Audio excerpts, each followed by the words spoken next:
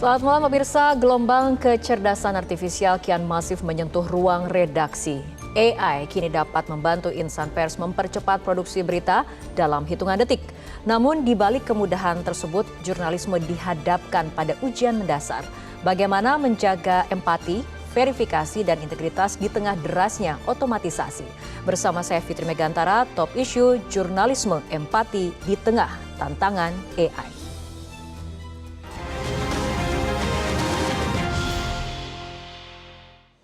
Pemirsa, telah hadir narasumber di studio Metro TV, ada Ketua Dewan Pers, Profesor Komarudin Hidayat. Selamat malam, Prof. Selamat malam, Mbak Rara. Terima kasih telah hadir bersama kami di studio Metro TV. Terima kasih. Prof. Komar dan juga pemirsa, dan juga telah terhubung melalui sambungan Zoom dengan pakar crawling media, Muhammad Nurdiansyah. Selamat malam, Mas Dadan. Selamat malam, Mbak Fitri. Salam sehat selalu. Baik, kita akan mulai diskusi dari Prof. Komarudin dulu. Prof, ini mengenai jurnalisme ini kan bukan sekedar memindahkan data, melainkan ada juga soal rasa, ada juga soal empati.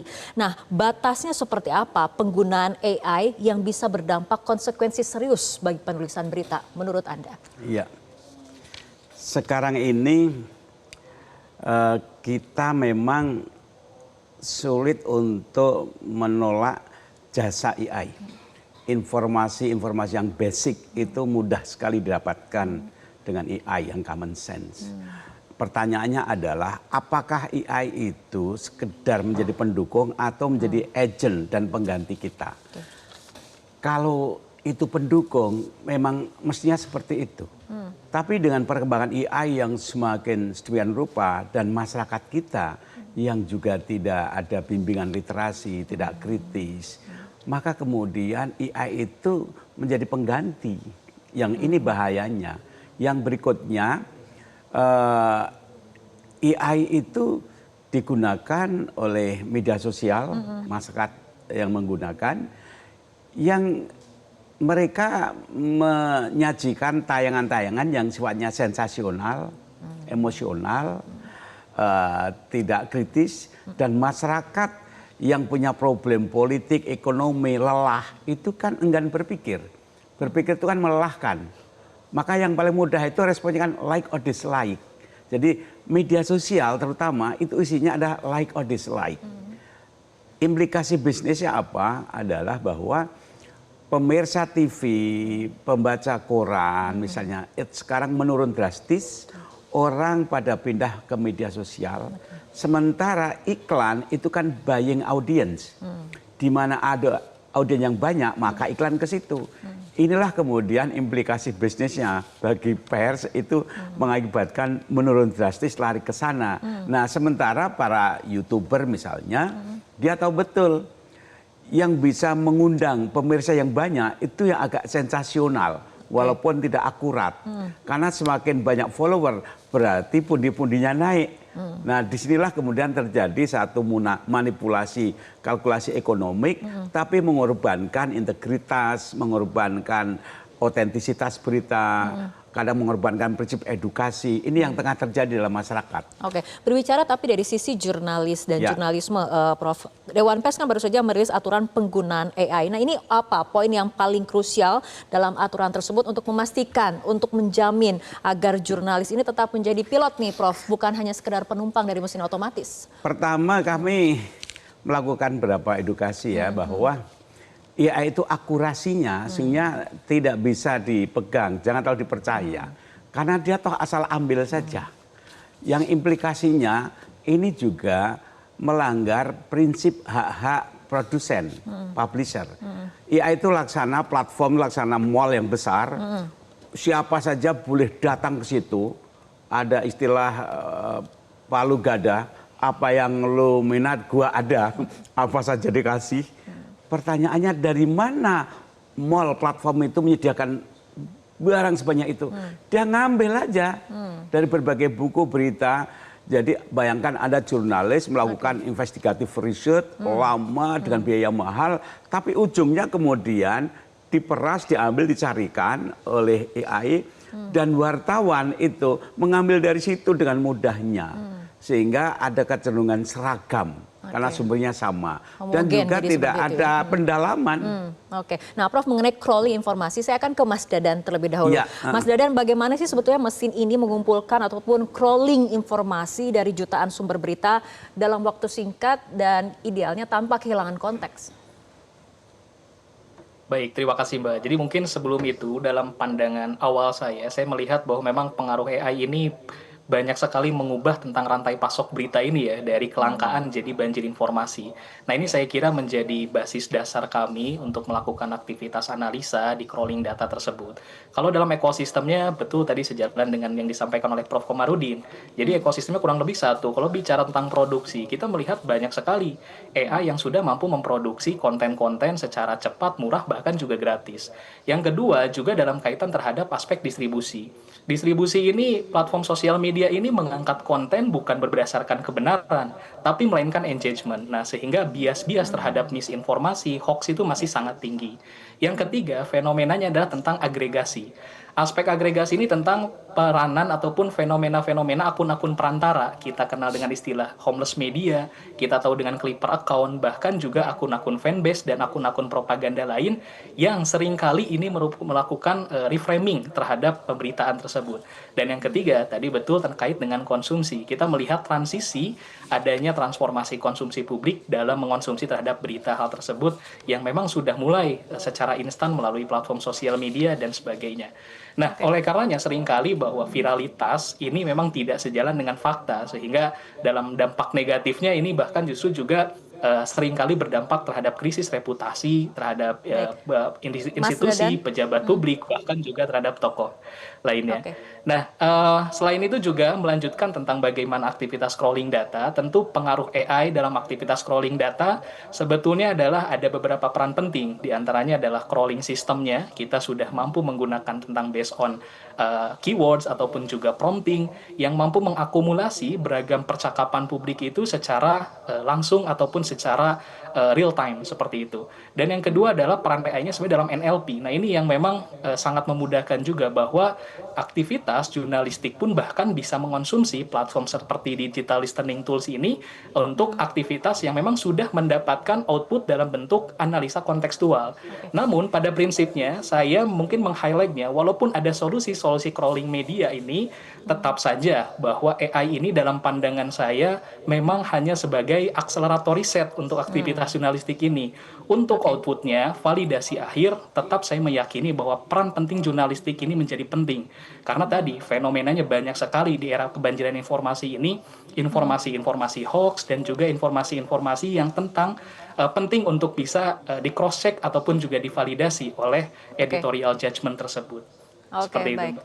Prof. Komar, tanggapannya mungkin? Oh iya, saya sepakat ya, saya ingin nambahin saja ya, fenomena dalam masyarakat ya, bahwa saya sebagai Ketua Dewan Pers itu kan pertanyaannya sampai kapan pers itu bisa menemukan kejayaan kembali atau bagaimana pers bisa mengatasi disrupsi ini.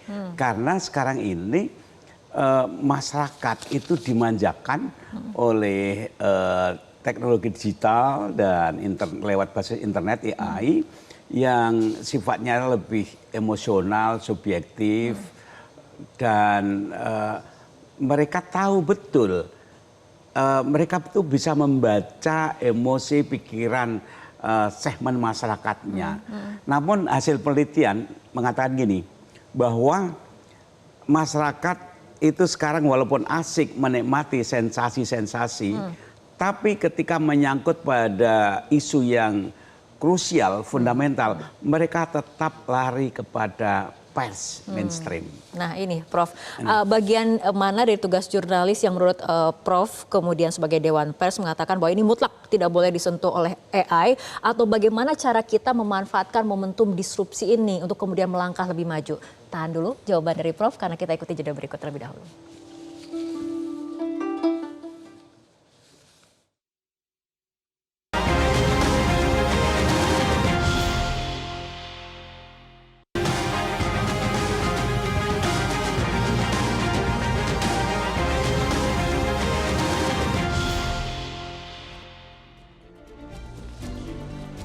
Pemirsa, kita akan lanjutkan kembali perbincangan Prof. Tadi mengenai pertanyaan bagaimana kemudian dari tugas jurnalis yang menurut Anda ini kemudian mutlak tidak boleh disentuh oleh AI, atau kemudian bagaimana cara kita memanfaatkan ataupun momentum disrupsi ini bisa dimanfaatkan dengan baik. Ya. Kita sulit ya untuk menyangkal AI itu ya. Dan sekarang AI itu kan berkembang terus. Tapi berapa hal yang perlu kita lakukan ya. Dan ini sebenarnya problem ini dialami semua negara di dunia. Satu, bagaimana pers itu tetap menjaga idealisme, integritas dan kualitas. Jangan hanyut pada emosi, sensasi yang tengah dinikmati masyarakat di era disrupsi ini. Yang kedua, saya berharap ya bersamaan dengan pemerintah intelektual, masyarakat memberikan literasi, itu lama-lama mereka juga akan mengalami satu anti klimaks, mulai kritis, mereka jenuh, sehingga akan menghargai kualitas informasi. Disinilah peran media mainstream itu menjaga integritasnya agar akhirnya mereka kembali kepada media mainstream sebagai referensi. Yang ketiganya yang agak mengganggu memang saat ini sebagian politisi dalam berkompetisi itu menggunakan buzzer-buzzer yang penuh hoax, fake, doxing dan sebagainya. Ini yang merusak. Jadi saya berharap bahwa ke depan para politisi misalnya itu juga jangan seenaknya lah membayar buzzer-buzzer ngerusak pikiran emosi masyarakat. Oke, Prof. Tapi di tengah gempuran AI seperti ini, artificial intelligence, apa kemudian pesan Prof terhadap para jurnalis muda, terutama agar kemudian mereka tidak kehilangan jiwa jurnalismenya dan tetap mampu memberikan dampak sosial di tengah banjir informasi otomatis? Yang saya amati ya, bahwa sejak awal berdirinya pers informasi institusi ini mereka itu pejuang mengusung idealisme, pemikir kebudayaan, politik, demokrasi, di samping tentu memberikan hiburan.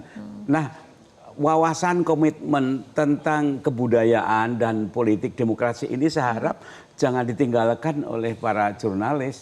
Jangan kemudian terbawa arus pada pemikiran yang sangat pragmatik semata untuk mengejar economic survival. Sayang sekali, dan dalam hal ini saya berharap pemerintah juga ikut peduli lewat Komdiji bagaimana membantu menghidupkan idealisme dan juga menyelamatkan bisnis informasi ini yang tengah kena hantaman dari AI. Oke, Mas Dadan, bagaimana pandangannya? Apakah kemudian sepakat dengan tadi pandangan dari Prof. Komar? Baik, ya saya kira sepakat ya untuk nanti ke depan dalam bentuk transformasi jurnalistik juga, bahwa kemajuan AI ini kan tidak dapat dihindari ya. Saya kira jadi tentu bentuk adaptasi dari aktivitas jurnalistik ini menjadi satu hal yang penting. Tidak hanya dalam aktivitas skill saya kira, tapi juga dalam memahami konteks landscape-nya. Landscape bagaimana perkembangan informasi saat ini, tadi tentang pengaruh adanya agregasi, akun-akun perantara, lalu juga perkembangan homeless media. Nah itu yang sangat mempengaruhi sekali dalam tingginya viralitas dan akhirnya membiaskan terhadap fakta yang sebenarnya. Nah, lalu juga yang menjadi penting saya kira untuk di-highlight bahwa penting untuk bagaimana para jurnalis ataupun juga hasil ya dari AI ini sebagai rujukan sumber utama, karena tadi menurut pandangan saya tetap penting editorial judgment, lalu juga peran untuk bagaimana menjaga etika, integritas terhadap validitas data itu tetap berbasis pengalaman. Sensitivitas itu pengalaman manusia. AI itu hanya sebagai rujukan riset awal, karena tadi dia bagaimana mengkompilasi, mengagregasi semua data yang ada, dia kompilasi dan menjadikan rujukan riset. Nah, yang menjadi penting adalah tentang bagaimana para jurnalis juga tentu harus beradaptasi tentang bagaimana harus memahami tentang prompt engineering, lalu juga fact-checking digital tools, lalu juga tentang perception framing skill, karena tadi banyak sekali sekarang pembiasan framing issue yang dilakukan dengan adanya kemajuan era teknologi saat ini, tadi pengaruh akun-akun buzzer, lalu juga pengaruh akun-akun clipper yang saat ini sangat banyak sekali membanjiri informasi di halayak publik, sehingga kembali bahwa pers harus tetap menjadi landasan, saya kira menjadi penting, landasan penting sebagai keyakinan ataupun juga kebenaran fakta terhadap berita yang dikonsumsi oleh publik. Seperti itu. Oke. Baik, kembali ke Prof. Komar, apabila misalnya ada berita ataupun buletin diproduksi dengan bantuan artificial intelligence, kemudian sebagai bentuk adaptasi juga seperti itu, Prof, sejauh mana sih sebetulnya media ini wajib menginformasikan bahwa hal tersebut kepada pembaca? Apakah ada label misalnya AI assisted atau seperti apa? Nah ini kami sedang mendiskusikan bagaimana publisher right itu terlindungi. Karya-karyanya itu diakui sebagai barang komoditas sehingga jangan seenaknya diambil, diolah-olah sehingga dirugikan. Dan kedua, di kampus misalnya, dosen itu sekarang kurang percaya pada karya makalah. Kalau dulu bisa nilainya 70%, sekarang mungkin 35%. Karena apa? Karena kalau ada makalah kok bagus, itu curiga saja. Ini jangan-jangan produk AI. Di samping ada tool memang untuk melihat apakah ini AI itu bukan. Itu mulai dikembangkan di Australia misalnya. Nah artinya apa? AI itu kita hargai sebagai satu pengantar atau Pendukung mungkin gitu ya. kolektor informasi dasar. Tapi kalau sudah menyangkut masalah yang fundamental, yang otentik itu jangan terlalu dipercaya. Saya berapa kali mencoba browsing berapa tokoh-tokoh Indonesia. Saya tahu betul bahwa ini tidak akurat. Jadi jangan terlalu percaya pada AI. Oke, artinya Prof dengan topik malam hari ini di saat kemudian Metro TV menggelar Jurnalis Day adalah mengenai jurnalisme empati di tengah tantangan AI harus seperti apa, Prof? Nah, pertama ada satu kesepakatan sikap gini ya, bahwa betapapun AI itu mesin. Dia tidak punya rasa moral, walaupun memang dikembangkan mencoba dia punya empati, tapi betapapun itu tetap mesin gitu. Oleh karena itu kita tidak bisa artificial intelligence itu sebagai pengganti. Itu sekedar sebagai pembantu boleh. Tapi kita jangan hanyut, jangan dikalahkan, jangan cerahkan kepada AI sampai-sampai ada ungkapan, mengapa engkau serahkan artificial intelligence? Karena yang original intelekmu udah hilang. Jadi udah malas berpikir, kemudian diserahkan pada itu. Nah itu kan candaan yang menarik gitu. Saya memang melihat ya, kita minta sambutan, puisi apapun, 1 menit keluar kok itu. Jadi lama-lama buat malas dan bodoh. Kalau seorang dosen lebih seperti saya, tidak jeli sekali, itu bisa merusak critical thinking mahasiswa, ya itu. Oke, baik. Saya akan terakhir ke Mas Dadan, Ya. mungkin ringkas saja mengenai jurnalisme empati di tengah tantangan AI, apa pendapat Anda? Ringkas saja Mas Dadan. Baik, jadi pada dasarnya menurut pandangan saya adalah AI ini memang tidak bisa menggantikan peran jurnalis, tapi melainkan AI tadi mampu berperan dalam sebagai akselerator riset. Nah, dalam kaitan hal ini tentu juga saya menyadari bahwa pers ini sebagai pilar penting terhadap pemberitaan yang memang menyajikan tadi kebenaran dan validasi fakta yang sebenarnya. Karena di tengah era gempuran informasi penuh ketidakpastian saat ini, di era banyaknya misinformasi dan hoax, tetap masyarakat butuh konsumsi kebenaran dan juga fakta pemberitaan. Dan saya kira pilar dan fundamentalnya itu ada di dalam ekosistem pers ini, seperti itu. Oke, baik. AI tidak bisa mengganti peran jurnalis, pers pilar penting dalam pemberitaan. Seperti itu ya Mas Dadan. Mas Dadan juga Prof. Komar, terima kasih telah berbincang bersama kami malam hari ini dalam Top Issue. Pemirsa, AI mungkin akan semakin pintar dan cepat. Tetap insan pers dituntut untuk tetap bermakna, menjaga nurani dan merawat fakta. Saya Fitri Medantara, selamat malam, sampai jumpa.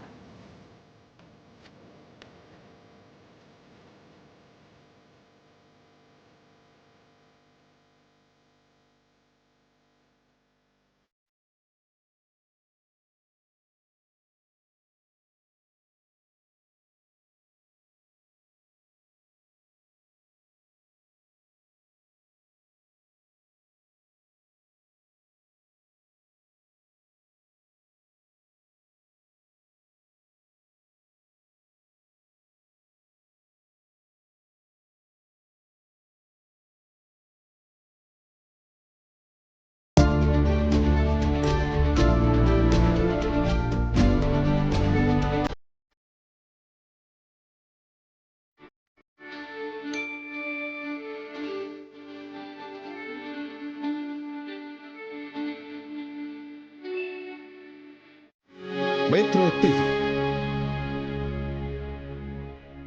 Jelajahi cara baru mendapatkan informasi. Download Metro TV Extend sekarang.